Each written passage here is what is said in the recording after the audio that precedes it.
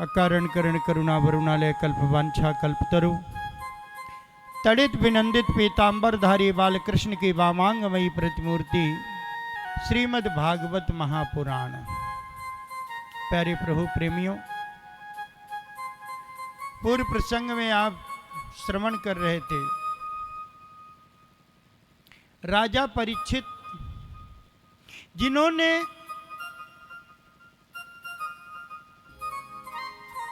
जीवन में सत्कर्म, पुण्य कर्म और धर्म आचरण किया।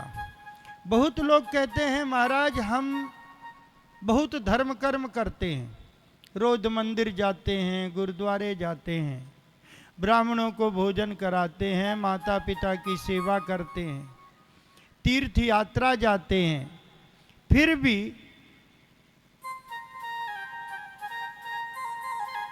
भगवान हमें कष्ट देता है। भगवान कभी कष्ट नहीं देते। भगवान तो हमेशा आपकी सुविधा के लिए सोचते हैं, पर हमको ऐसा लगता है कि भगवान हमें कष्ट देते हैं। बहुत लोग कहते हैं महाराज हम तो मंदिर जाना ही बंद कर दिया। किसी ने पूछा क्यों, तो कहते हैं क्या करें, जब मंदिर जाने से कोई फर्क ही नहीं पड़ता, हमारा कुछ बनता ही नहीं या हमारे कष्ट कम नहीं होते, तो मंदिर क्यों जाना।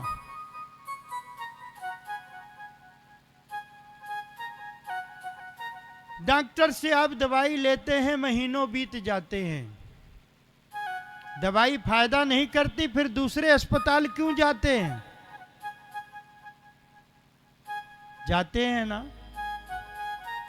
जिस तरह जब तक हमको स्वास्थ्य लाभ नहीं होता, हम एक अस्पताल से दूसरे अस्पताल, एक डॉक्टर से दूसरे डॉक्टर के पास जाते रहते हैं, अंततः हमको लाभ हो जाता है, हमारा स्वास्थ्य ठीक हो जाता है। क्यों?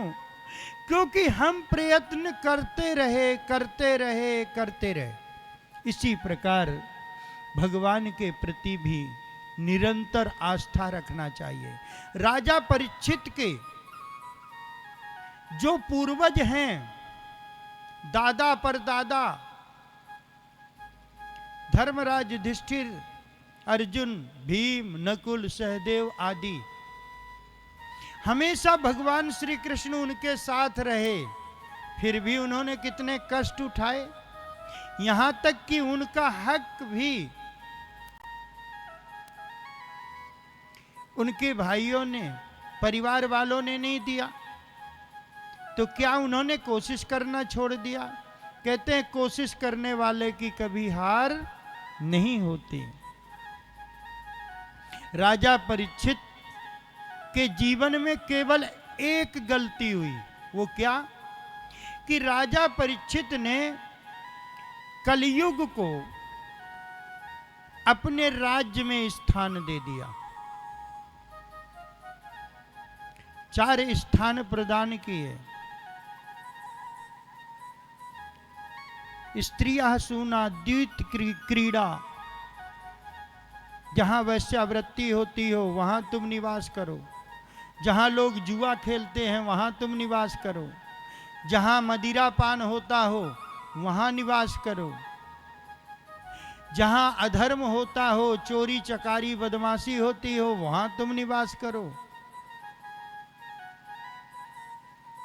संतुष्ट नहीं हुआ, बोले महाराज हर आदमी घर बनाता है तो एक कमरा अपने लिए सुंदर सजाता है, बढ़िया से बढ़िया बनाता है, अच्छे अच्छे महंगे कीमती सोफे डरलब के गद्दे डलवाता है।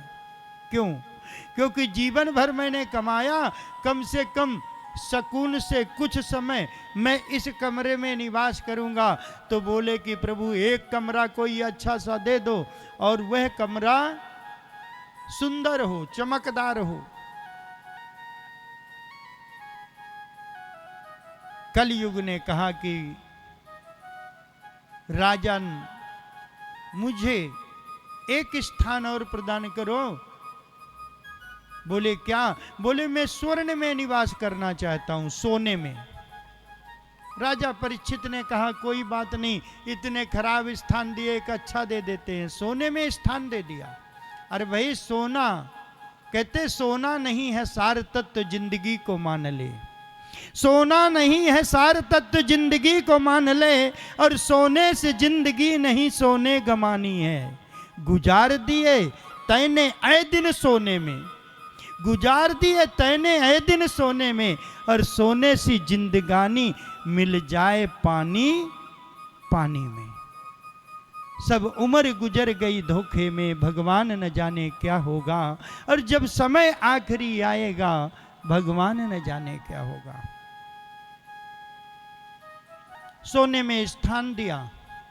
राजा परीक्षित के मुकुट में, मुकुट भी सोने का था, और सोने का ही नहीं था, अधर्म के द्वारा हरण किया हुआ मुकुट था। जो उस समय पर मुकुट लगाया था राजा परीक्षित ने, वो जरासंध का मुकुट था। भीम, अर्जुन, भगवान श्री कृष्ण पंडित बनकर के जरासंध के पास जाकर के कपट से भीम ने जरासंध का वध किया था, और उसका पूरा खजाना लाकर अपने खजाने में जमा कर लिया था। वही मुकुट बक्से में बंद था।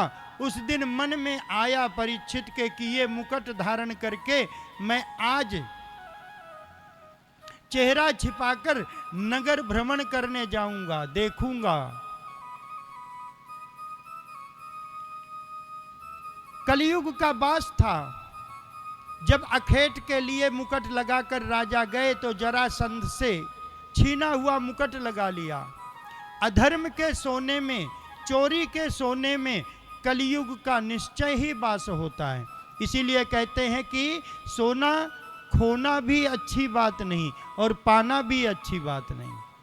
सोना मेहनत की कमाई का अच्छा होता है, किसी का धोखे से लिया हुआ, चोरी किया हुआ नहीं। और उसका परिणाम क्या हुआ? श्रमिक ऋषि के गले में सर्प डाला। श्रमिक ऋषि के पुत्र श्रृंगी ने श्राप दे दिया कि जिस दुष्ट राजा ने मेरे पिता के गले में मरा हुआ सर्प डाला है, यही सर्प आज से 7वें दिन तक्षक बनकर डसेगा। श्राप लग गया। कहीं श्राप की निवृत्ति नहीं हुई, किसी ने कोई साधन नहीं बताया। ऋषियों ने कहा कि महाराज सत्कर्म करो। अब सत्कर्म क्या है यही पता नहीं। सबसे पूछा कि 7 दिन में मोक्ष कैसे प्राप्त हो, किसी ने नहीं बताया। हार कर, थक कर गंगा जी के किनारे बटवृक्ष के नीचे बैठ गए। सुखदेव जी ध्यान में, समाधि में बैठे हुए थे। सुखदेव जी को पता लगा कि हमारे भारत का एक राजा, जैसे ब्रह्म ऋषि होते हैं ना, उसी प्रकार राज ऋषि भी होते हैं। ये राज ऋषि है, राजा होकर ऋषि। एक राज ऋषि को श्राप लग गया है। मेरे जैसे संत भी अगर उनके कष्टों को दूर नहीं कर सकते, उन्हें मोक्ष नहीं प्रदान कर सकते, तो जीवन का क्या फल। जंगल से उठकर एक कोपीन लगाई हुई है 2 अंगुल की। सुखदेव जी महाराज राजा परीक्षित के पास आकर बैठे। रात भर वार्ता हुई। प्रातः काल प्रश्न करते हैं और कहते हैं कि महाराज कृपा करें, मुझे बताएं। सुखदेव जी कहते हैं कि राजन तुम क्या जानना चाहते हो? सुखदेव जी ने सोचा कि राजा परीक्षित भी शायद वैसा प्रश्न करें जैसे संसारी लोग करते हैं। हम जाते हैं किसी संत के पास, सिद्ध पुरुष के पास, तो सबसे पहला प्रश्न होता है महाराज संकट बहुत है, कष्ट बहुत है, कोई उपाय बताइए। दूसरा प्रश्न होता है कि बिजनेस नहीं चल रहा, उसके लिए कोई उपाय बताइए। बेटी बेटे का ब्याह नहीं हो रहा, बेटे को छोरा नहीं हो रहा, हम अपनी जरूरतों की बात पूछते हैं। शायद ऐसा ही प्रश्न करें, पर ऐसा प्रश्न नहीं किया राजा परीक्षित। राजा परीक्षित जानते हैं कि जब किसी सिद्ध पुरुष के पास जाओ तो अपने कल्याण की बात पूछो। मेरी मुक्ति कैसे होगी, मुझे मोक्ष कैसे मिलेगा, इस बात को पूछो। यही बात महाराज परीक्षित पूछते हैं। राजा परीक्षित कहते हैं कि अतः पृच्छामि संसिद्धिम योगिनां परमं गुरुम पुरस्सेह यत् कार्यम म्रियमाणस्य सर्वथा। कहते हैं अतः पृच्छामि संसिद्धि योगिनां परमं गुरुम। आप तो योगियों के योगी हो, महायोगी, योगियों के गुरु हो। आपसे मैं पूछना चाहता हूं कि शीघ्र मरने वाले व्यक्ति को क्या करना चाहिए? क्या पूछा? जल्दी कोई मरणासन्न हो कि अभी अभी उसकी मृत्यु होगी, एक क्षण का समय उसके पास नहीं, तो उसे क्या करना चाहिए? कितना सुंदर प्रश्न किया। हमारे जीवन का भी सबसे बड़ा यही प्रश्न। ये तो सबको पता है कि जिसका जन्म हुआ है उसकी मृत्यु निश्चित है। कोई आज, कोई कल और कोई परसों।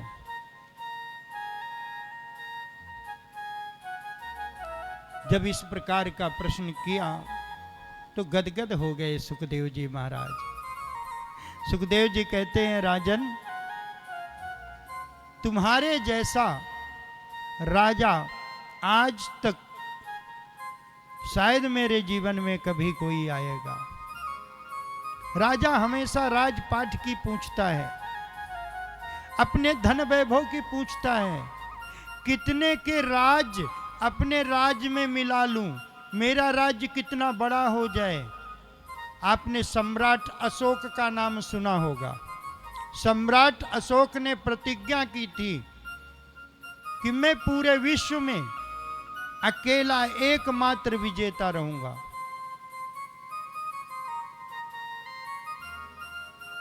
परंतु राजा परीक्षित ने ऐसा नहीं पूछा। राजा परीक्षित ने कहा कि प्रभु कृपा करके बताओ कि जल्दी मरने वाले को क्या करना चाहिए। श्री सुखदेव जी महाराज कहते हैं, राजा परीक्षित, यह बात आप अपने लिए नहीं पूछ रहे, कलयुग के प्राणियों के लिए पूछ रहे हो। यह हमारे आपके लिए पूछ रहे हैं। सुखदेव जी के माध्यम से श्रीमद् भागवत महापुराण का प्रचार प्रसार कलयुग में हो, इसलिए पूछ रहे हैं। तब कहते हैं कि बहुत अच्छी बात है, मैं तुम्हें बताता हूं, ध्यान से सुनो। तस्मात् भारत सर्वात्मा भगवानीश्वरो हरिः श्रोतव्या कीर्तितव्यश्च स्मर्तव्यश्च छता भयम्। नौधा भक्ति बता दी और कहा कि तस्मान भारत सर्वात्मा भगवान ईश्वरो हरि श्रोतव्या, भगवान की कथा को सुनो। क्या बताया? श्रोतव्या, कथा सुनो, कीर्तन करो और ध्यान करो। क्यों? क्योंकि संतों ने कहा है, कर से कर्म करहु विधनाना, मन राखूं जहां कृपा निधाना। कर से कर्म करो और अपने मन को परमात्मा के चरणों में लगा दो। सेवा और समर्पण दोनों हो जाए तब भगवान की कृपा होती है। क्योंकि कहा है कि श्वास श्वास में राम रट वृथा श्वास मत खोए, और ना जाने किस श्वास में आमन होए ना होए। हम सोचते हैं ना, अरे अभी कितनी आयु हुई है, 55 साल तो हुए हैं, कम से कम 70-75 साल तो जाना है ना। वास्तव में किसी को पता है कि हमें कब जाना है, कब हमारा शरीर पूरा होगा? आज इस समय क्या होने वाला है किसी को कुछ पता नहीं। इसलिए कल की प्रतीक्षा मत करो, आज की प्रतीक्षा करो। आज इस समय जो हो रहा है वो प्रभु की इच्छा है। कल क्या होगा नहीं होगा इसके बारे में कोई नहीं जानता। इसलिए कहते हैं कि एक ही साधे सब सधे, सब साधे सब जाए। श्री सुखदेव जी महाराज कहते हैं, बहुत अच्छी बात पूछी, मैं बताता हूं कि जल्दी मरने वाले व्यक्ति को क्या करना चाहिए। जितासनो जित श्वासो जित संगो जितेन्द्रियः स्थूले भगवते रूपे मनः संधारये। कहते शीघ्र मरने वाले को क्या करना चाहिए? सबसे पहली बात कहा जितासनो, आसन को जीतो। कहते भैया यही तो मुश्किल बात है, एक आसन में ज्यादा देर बैठ नहीं सकते तो आसन को जीतेंगे कैसे? सबसे पहला काम आसन को जीतना। आसन के जीतने के लिए क्या करना चाहिए? बचपन से अलोथी पलोथी मारकर बैठने का अभ्यास करना चाहिए, पर हम ऐसा कर नहीं पाते। कुर्सी मिल जाती है स्कूल में भी, पहले टाट फट्टी होती थी, पैर के घोंटू रगड़ रगड़ के मोटे हो जाते थे। आजकल तो शुरू से ही KG 1 KG 2 से ही कुर्सियां मिल जाती हैं। बच्चे बड़े होते हैं, पढ़ लिख कर ऑफिसर बन जाते हैं, डॉक्टर बन जाते हैं, टीचर बन जाते हैं, फिर VIP कुर्सी मिल जाती है। फिर अभ्यास कहां से होगा? भगवान न करे हाथ में चोट लग जाए, डॉक्टर प्लास्टर बांध देता है। जब 1 महीने ऐसे किए रहते हैं, जब प्लास्टर खुलता है, खुलने के बाद भी ऐसा ही रहता है। फिर डॉक्टर कहता है फिजियोथेरेपी कराओ, एक्सरसाइज कराओ। जब एक्सरसाइज करते तब हाथ सीधे होते हैं। तो जब हम स्ट्रेट कुर्सियों में बैठे रहेंगे तो महाराज नीचे बैठने का अभ्यास कैसे होगा? अभ्यास करना। तो सबसे पहली बात क्या बताई सुखदेव जी ने? जितासनो, आसन को जीतो। ज्यादा देर तक नीचे बैठने का, पलथी लगाकर बैठने का, पद्म आसन, वज्र आसन आदि में बैठने का अभ्यास करें। फिर क्या करें? जितत श्वासो, श्वास को जीतो। श्वास को कैसे जीतना है? ध्यान करें, योग करें, और ज्यादा न बने तो बाबा रामदेव की वीडियोस देखें। अलोम और विलोम करते हैं, नाक को दबाते हैं, फिर श्वास को खींचो, फिर थोड़ी देर श्वास को रोको, फिर धीरे धीरे धीरे उसे छोड़ो, फिर श्वास को धीरे धीरे खींचो। पहले 1 सेकंड रोका, फिर 2 सेकंड रोकने का अभ्यास करें, फिर 3 सेकंड, 4 सेकंड, 5 सेकंड, धीरे धीरे 60 सेकंड तक रोकने का अभ्यास करें। फिर धीरे धीरे श्वास को छोड़ें, फिर रोकें, फिर छोड़ें। ऐसे ऐसे आपका अभ्यास मिनटों में आ जाएगा। 5 मिनट, 10 मिनट, 15 मिनट, 1 घंटा, आधा घंटा, फिर इसी को कहते हैं समाधि। जितना श्वास कम लेंगे उतनी लंबी आयु होगी, जितनी श्वास ज्यादा लेंगे उतनी कम आयु होगी। जिसको दमा होता है, श्वास ज्यादा फूलता है, जल्दी जल्दी श्वास लेता है, उसकी आयु क्षीण हो जाती है। क्योंकि 24 घंटे में हमें 21,600 श्वास मिलती हैं। कितनी? 21,600। अब 21,600 श्वास मिलती हैं और हमने उससे 42,000 श्वास एक दिन में ले लेंगे तो वो 21,000 तो घटेंगी ना, इसलिए आयु घट जाती है। इसलिए श्वास को रोकने का अभ्यास करें। हमारे पहले बड़े बूढ़े कहते हैं दौड़ो और सांस नाक से लो, नाक से सांस कम स्पीड में जाती है और छन कर जाती है, पर हम मुंह से सांस लेते हैं।